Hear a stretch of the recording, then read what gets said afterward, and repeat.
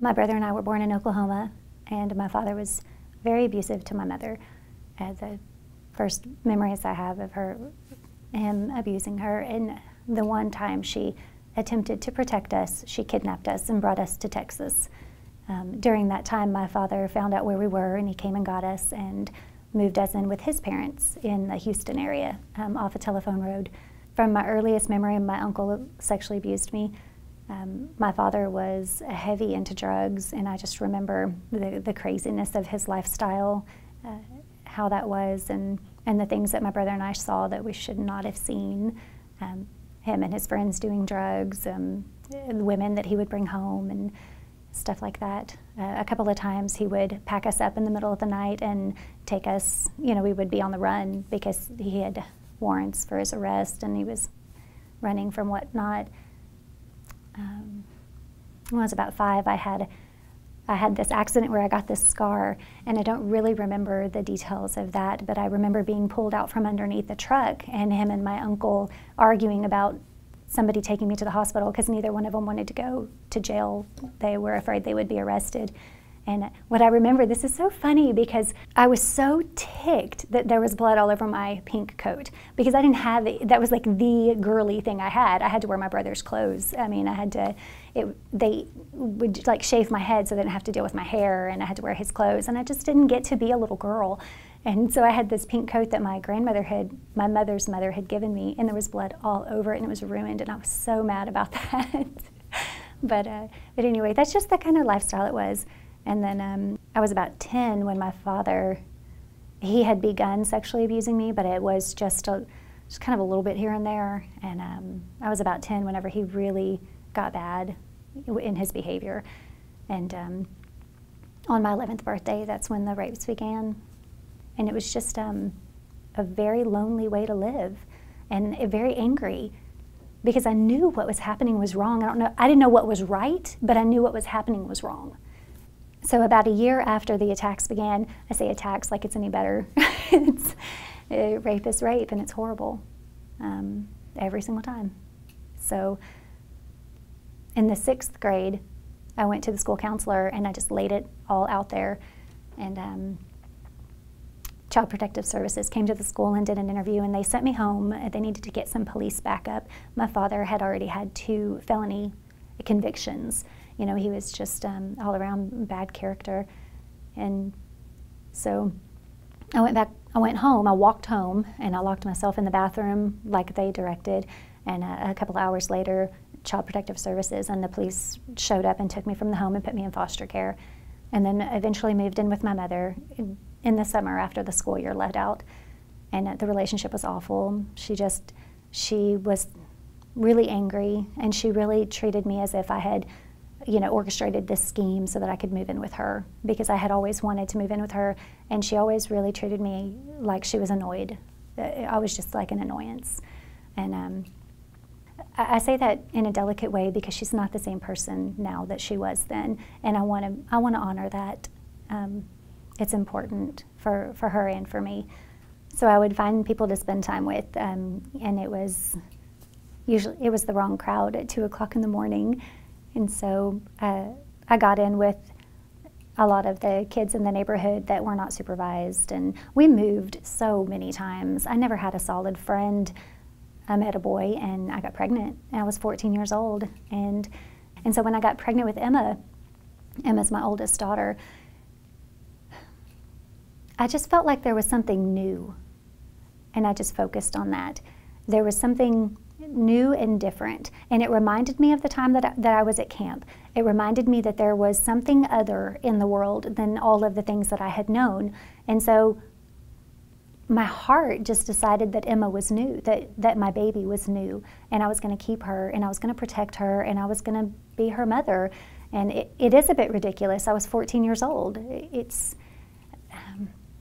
I started school at an alternative school in high school when I was pregnant with Emma, and after she was born, she was able to go to a nursery so that I could continue going to school. When I got pregnant with her, I knew that if my father found out that I was pregnant, he would try to take her from me. There was no way that as I was breathing, I would ever allow him to come near her. And the only weapon that I had to protect us was that I could still press charges on him for the rapes. And so you have a period of time, and I was within that period of time, and so I pressed charges on him in a trial. You know, we began a trial process. And it would have been his third felony conviction if he was convicted of the crime. And that's what I was hoping for, because then he would be away from us and we would be safe. And I knew we would never be safe if he wasn't. I was in school one day and I was in the cafeteria, and these two teachers came towards me, and I knew automatically what was going to happen, because we had made the school aware of the trial that was going on, and my father had made bail a couple of months before, and he just made so many awful threats. So the teachers came towards me and they said, "We need you to come with us right away, and just, you know, be quiet and just come with us." And they took me to the principal's office and put me in the principal's closet, and the principal said, "Do not move don't open this door, just stay right here." And they turned the lights off, and I could hear they close the door, and then I could hear them close the principal's door, and then I was standing in that closet by myself. The only thing that I could think about was I needed to put my hands on that child. I needed to make sure she was safe, and because if he got to her before I did, I would never see her again. And I just couldn't handle that. I couldn't even wrap my mind around that. And the other thing I kept thinking is that, am I never going to get away from him? Am I never going to be allowed to live? And the police were called, and my father left the school before they got there, and the principal came to let me out of the closet, and he said, "You need to stay right here because we don't know where he is, and the police have not arrived yet, and it's just not safe for you to go." And I couldn't even think of anything but Emma, and I just ran out of that school all the way down to the nursery, and I got her and just put her in my arms. And just a couple of years later, my mother called me, and she was just beside herself with grief. She was crying and hiccuping and just really emotional, and that was so out of character in and of itself, because I just didn't see that in her growing up. She didn't, she definitely never showed that emotion towards me and anything I'd been through, but she called to tell me that my father had committed suicide. He had shot himself. He had left a letter, and the police wouldn't release the letter because of the content. But one of the lines they did read to us, and it said, "I'm sorry for the things that I've done."